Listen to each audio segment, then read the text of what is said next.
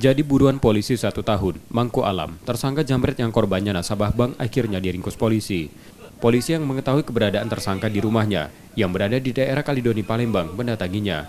Namun tersangka awalnya berusaha melarikan diri saat polisi datang untuk menangkapnya. Polisi pun melumpuhkannya dengan tembakan.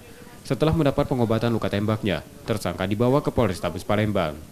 Pada polisi, tersangka mengaku caranya melakukan kejahatan dengan mencari korban yang baru mengambil uang di ATM atau di bank. Saat korban keluar, tersangka kemudian mendekati korban dan merampas paksa uang dengan menodongkan senjata tajam. Modusnya dianya mengikuti korban, dia tahu korban mungkin habis mengambil uang, dia ikuti, dia bututi.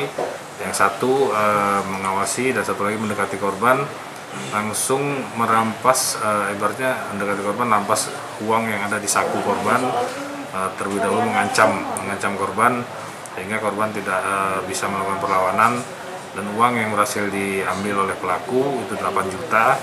Pelaku langsung melarikan diri dengan korban dengan kawannya mengenai kendaraan motor, sehingga beberapa hari kami lakukan pencarian terhadap pelaku. Berhasil kami amankan pelakunya yang 1 orang, inisial MA sudah kita amankan, dan alat bukti dan semua sudah kita amankan juga.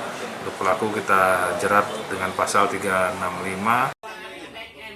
Polisi kini sedang mengembangkan penangkapan untuk menangkap 1 pelaku lainnya. Sementara tersangka ditahan di tahanan Polrestabes Palembang untuk proses hukumnya. Yudi Kiswanto, Kompas TV, Palembang, Sumatera Selatan.